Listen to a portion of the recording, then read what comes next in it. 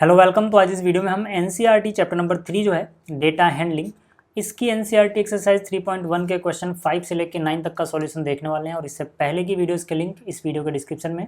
साथ ही अगर आपको साइंस में कोई दिक्कत है क्लास 7th के, तो साइंस के लिए मास्टर कोर्स मैंने बनाया हुआ है। ठीक है, ये कोर्स आपको एक स्टडी ऐप पर मिलेगा, यानी कि प्ले स्टोर से आपको एक स्टडी ऐप डाउनलोड करना है। इस ऐप पे आपको साइंस का मास्टर कोर्स मिल जाएगा, जिसमें कंप्लीट एनसीईआरटी मैंने समझाई हुई है और इसका प्राइस भी बहुत ही लो रखा है। तो ये कोर्स अगर आपको लेना है तो आप प्ले स्टोर से एक स्टडी ऐप डाउनलोड कर लेना। चलिए शुरुआत करते हैं यहाँ पर क्वेश्चन नंबर 5 से। देखो जो क्वेश्चन नंबर 5 है, ठीक है ना, इससे पहले के क्वेश्चन हम कर चुके हैं।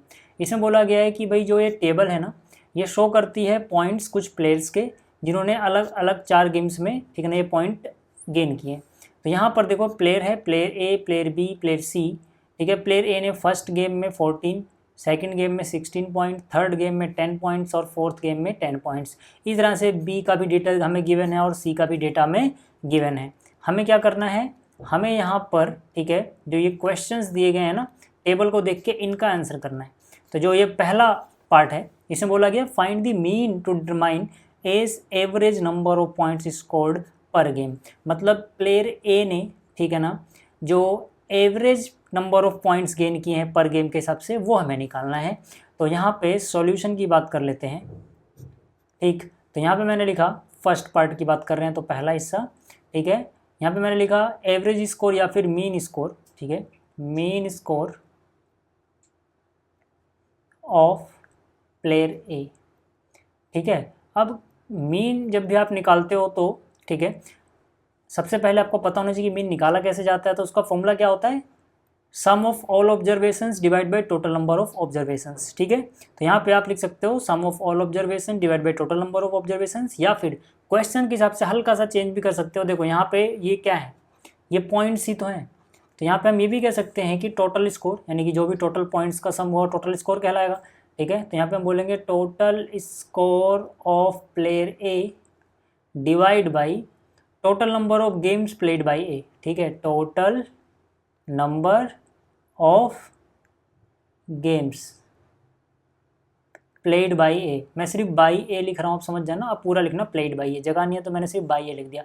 तो देखो टोटल स्कोर कितना है, टोटल स्कोर कितना है ए का। तो ए ने फर्स्ट मैच में कितने रन बनाए, 14, मतलब कितने पॉइंट्स गेन किए, 14, प्लस सेकंड में कितने गेन किए सर, 16, प्लस थर्ड गेम में कितने किए हैं, 10, प्लस फोर्थ गेम में कितने किए हैं, 10। ठीक है, इन सबको अगर हम ऐड कर दें तो टोटल स्कोर आ जाएगा। और टोटल गेम्स कितनी हैं जो ए ने खेली हैं, 4। ठीक है, यहाँ तक क्लियर हो गया आपको।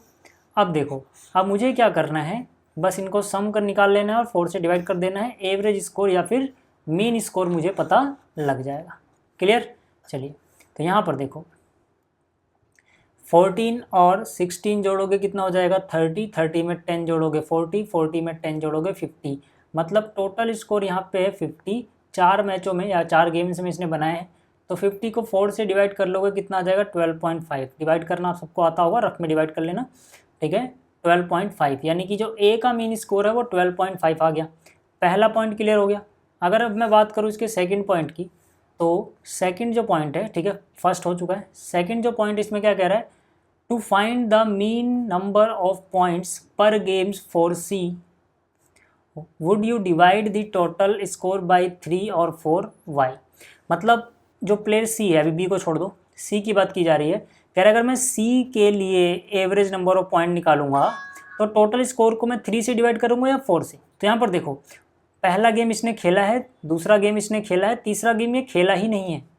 ठीक है, और चौथा गेम ये खेला है। मतलब टोटल नंबर ऑफ गेम्स जो प्ले किए इसने 1, 2 और ये वाला 3 ही गेम खेले हैं। तो एवरेज निकालने के लिए आप 3 से ही डिवाइड करोगे। अगर कोई प्लेयर खेलता ही नहीं है कोई गेम, तो वो काउंट नहीं होगा एवरेज निकालने के लिए।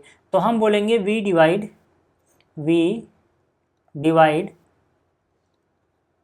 बाई 3। ठीक है ना, we divide total score by 3, आप पूरा भी लिख सकते हो। Because she has played only 3 games। ठीक है, सेकंड पार्ट हो गया। आप अगर निकालना चाहोगे, ठीक है ना, सी की एवरेज, हालांकि यहाँ निकालने को बोला नहीं है, देखो कहीं भी ये नहीं बोला सेकंड पार्ट में कि निकाल के दिखाओ, सिर्फ ये बोला है कि किससे डिवाइड करोगे और क्यों करोगे, तो वो तो हमने बता दिया, आंसर हो गया। बट अगर आप चौथा पार्ट देखो तो चौथे में बोला है बेस्ट परफॉर्मर कौन है, तो वहाँ पे सबकी एवरेज हमें चाहिए होगी ताकि हम कंपेयर कर पाएँ, इसलिए मैं यहाँ निकाल के भी दिखा देता हूँ, ठीक है, क्योंकि यहाँ पे नहीं निकाले तब भी काम चल जाएगा, लेकिन बाद में तो निकालनी पड़ेगी ना, इससे बड़े यही निकाल के दिखा देता हूँ मैं आपको कि 3 से कैसे डिवाइड करेंगे, क्यों करेंगे। तो यहाँ पे मैंने लिखा एवरेज स्कोर या मीन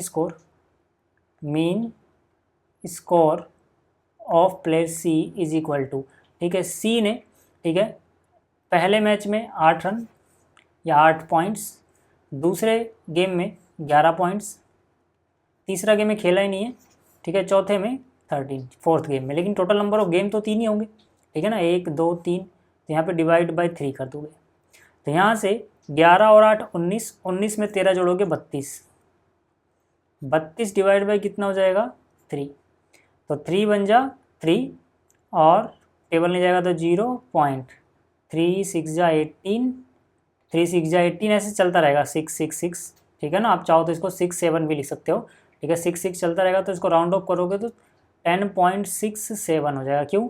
क्योंकि यहाँ पे देखो बहुत सारे 6 आ रहे हैं, तो जब भी आप ये डिजिट हटा रहे हो, 5 से बड़ा है ये डिजिट, तो एक बढ़ जाएगा, ठीक है ना, ये दोनों हटा दो, या इसके बाद जो भी है, इसके पहले वाले डिजिट एक ज़्यादा कर दो, 6 से 7, राउंड ऑफ अगर आपको करना नहीं आता तो अलग से वीडियो बना दूंगा, ठीक है। तो डिवाइड तो आपको आता होगा, ये डिवाइड आप कर लेना, ठीक। तो ये 2 पॉइंट आपको अच्छे समझ आ गए होंगे। थर्ड में क्या पूछा था, B played in all 4 games, how would you find the mean. B ने सारे गेम खेले हैं, देखो भले ही स्कोर 0 है, यहाँ पे 0 आने का मतलब है कि वो खेला था लेकिन स्कोर नहीं कर पाया, पर खेला है वो, ठीक है ना। तो पहला, दूसरा, तीसरा, चौथा सारे गेम खेले हैं प्लेयर बी ने, ठीक है। इसको थोड़ा अच्छे से, ठीक है, सी वाला हिस्सा मिटा दूँ मैं, ठीक है।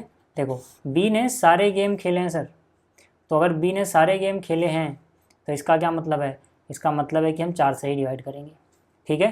तो अब यहाँ जगह नहीं है तो आप याद रखना, ए का स्कोर, मीन स्कोर कितना है 12.5, तो मैं यहाँ पर मिटा के सिर्फ 12.5 लिख दे रहा हूँ, ठीक है, ताकि जगह थोड़ी बन जाए, ठीक है। तो यहाँ पे याद रखना, ठीक है, याद रखने के लिए मैंने लिख दिया कि इसका है 12.5, और सेकंड पार्ट में, ठीक है, सी के लिए ऐसी मैं निशान बना दे रहा हूँ 10.67 है, ताकि हम बाद में कंपेयर कर पाए ना। अब जगह नहीं है तो क्या कर सकते हैं, इसको मिटाना ही पड़ेगा, ठीक। आप ऐसे मत लिखना जैसे मैंने लिखा है एरो बना के, ये तो मैं बस जस्ट जगह बनाने के लिए कर रहा हूँ, इससे पहले वाला जो मैंने किया था आपको वही उतारना है।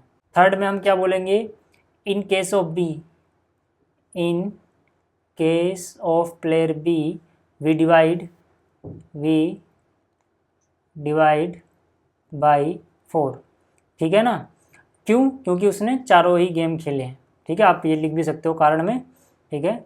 और कैसे निकालेंगे हम मीन, ठीक है, तो mean score of player B is equal to, B का टोटल स्कोर पहले मैच में 0 है, ठीक है, दूसरे में कितने हैं 8, यहाँ पे आप देख सकते हो, फिर तीसरे में कितना है सर 6, फिर चौथे में कितना है 4, और इसने चारों गेम खेल रहे हैं तो हम 4 से ही डिवाइड करेंगे।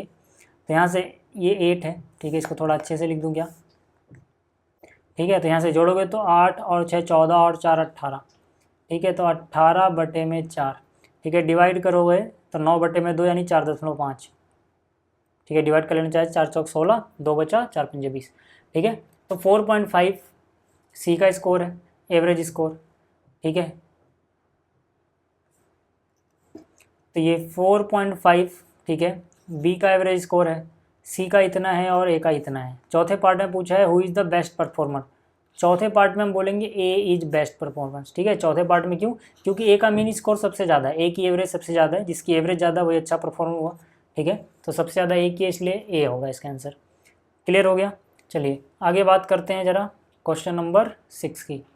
क्वेश्चन नंबर 6 में बोल रहा है the marks out of 100 obtain by a group of students in a science test are, ठीक है। ग्रुप ऑफ स्टूडेंट के साइंस के टेस्ट में इतने इतने नंबर आए 100 में से, ठीक है। हमसे क्या बोला गया है? हमसे बोला गया find the highest and lowest mark obtained by the students, ठीक है। तो पहले पार्ट में हम क्या करेंगे, पहले पार्ट में हम बोलेंगे हाईएस्ट मार्क्स। देखो हाईएस्ट मार्क्स कितने हैं 95, यहाँ पे आप देखो तो 95 से ज़्यादा कोई नहीं लाया, ठीक है ना।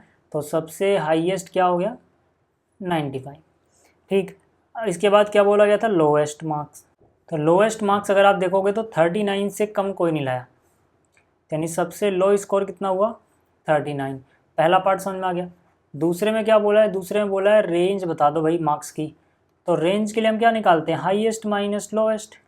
तो रेंज के लिए क्या हो जाएगा, हाईएस्ट माइनस लोएस्ट। ठीक है, H for highest, L for lowest समझ लो। ठीक, मैंने पूरा नहीं लिखा, आप चाहो तो पूरा भी लिख सकते हो। तो हाईएस्ट मार्क्स कितने हैं, 95 माइनस लोएस्ट मार्क कितने हैं, 39। कितना बचेगा, यहाँ से घटाओगे तो 5 में से 9 गया, नहीं जाएगा, 15 में से 9 गया 6, 8 में से 3 गया 5, 56। तो ये हो गई रेंज। ठीक, थर्ड पार्ट की अगर हम बात करें, थर्ड पार्ट में क्या कह रहा है, मीन मार्क्स निकाल लो। ठीक है, थर्ड पार्ट में क्या बोला है, मीन मार्क्स निकालो भाई। तो मीन मार्क्स के लिए क्या करेंगे हम, फिर से सम ऑफ मार्क्स डिवाइड बाई कितने बच्चे ने टेस्ट दिया है। ठीक है, तो यहाँ पे सम ऑफ मार्क्स के लिए 85 प्लस 76 प्लस 90 85 39, उसके बाद क्या है 48 56 95, उसके बाद क्या 81 और 75। और टोटल कितने बच्चे हैं यहाँ पे अगर आप देखोगे काउंट करके तो आपको 10 नज़र आएगा। ठीक है, टोटल एक बार मैं दिखा देता हूँ काउंट करके, टोटल कितने नज़र आएंगे, 10। ठीक है, ये पहला, दूसरा, तीसरा, चौथा, पाँचवा, छठा, सातवां, आठवां, नौवां, 10वां। ठीक है, टोटल 10 है। ठीक है, इन सब को ऐड कर लेना। ठीक है, इसको इसको इसको इसको, ये सारा कुछ ऐड करोगे 730 मिलेगा आपको। ठीक है, 730 को 10 से डिवाइड करोगे 73 मिल जाएगा, क्योंकि 0 से 0 कट जाएगा। तो ये हो गया इनका मीन स्कोर। अब देखो जो अगला क्वेश्चन है, क्वेश्चन नंबर 7, इसमें बोला गया है the enrolment in a school during 6 consecutive years was as follows. ठीक है, मतलब कितने कितने बच्चों ने स्कूल में, ठीक है, ईयर वाइज इनरोल किया है, ये डेटा है 6 साल का। हमसे बोला गया फाइंड द मीन इनरोलमेंट। ठीक है, तो ये तो आसान है, देखो यार। ठीक है, तो यहाँ पे हम क्या बोलेंगे, हम सीधा लिखेंगे मीन इनरोलमेंट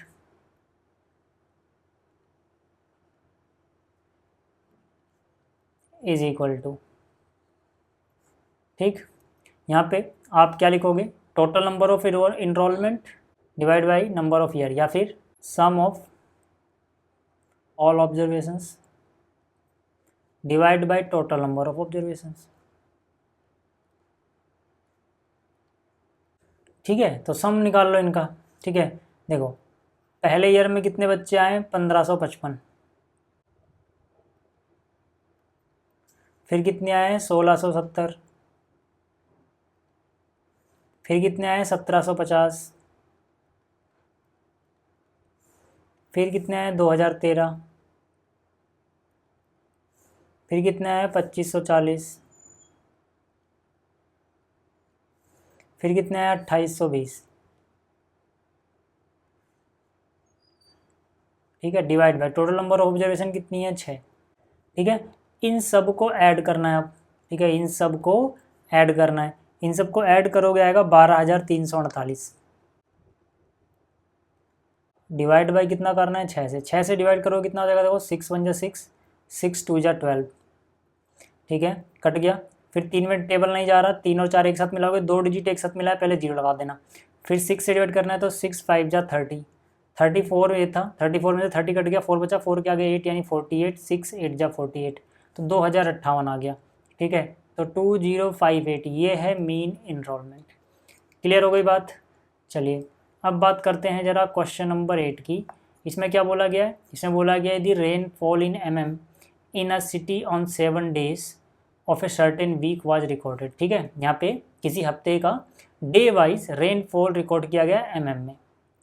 मंडे को 0.0, ट्यूसडे को इतना, वेडनेसडे को इतना, ये सब यहाँ पे लिखा हुआ है। ठीक है, अपने को जो क्वेश्चन पूछे ना इनका आंसर देना है। तो फर्स्ट पार्ट में क्या पूछा है, find the range of the rainfall in the about data. ठीक है सर, निकाल देते हैं रेंज। रेंज कैसे निकालते हो, maximum value minus minimum value. तो यहाँ पे मैक्सिमम क्या नज़र आ रहा है आपको, ध्यान से देखो, सबसे ज़्यादा क्या नज़र आ रहा है, सबसे बड़ा नंबर क्या नज़र आ रहा है, 20.5। तो इसी 20.5 में से माइनस कर दो लोएस्ट जो है, लोएस्ट सबसे क्या है 0.0, यानी 0.0 माइनस कर दो। जाहिर सी बात है जब 0.0 माइनस करोगे तो सेम यही आ जाएगा 20.5 mm। क्लियर हो गया, पहला क्लियर हो गया, रेंज निकल गई। ठीक है, दूसरे की मैं बात करूं, अगर दूसरे हिस्से की, इसमें कह रहा है find the mean rainfall for the week. अब मीन निकालना है, ठीक है, मीन रेनफॉल।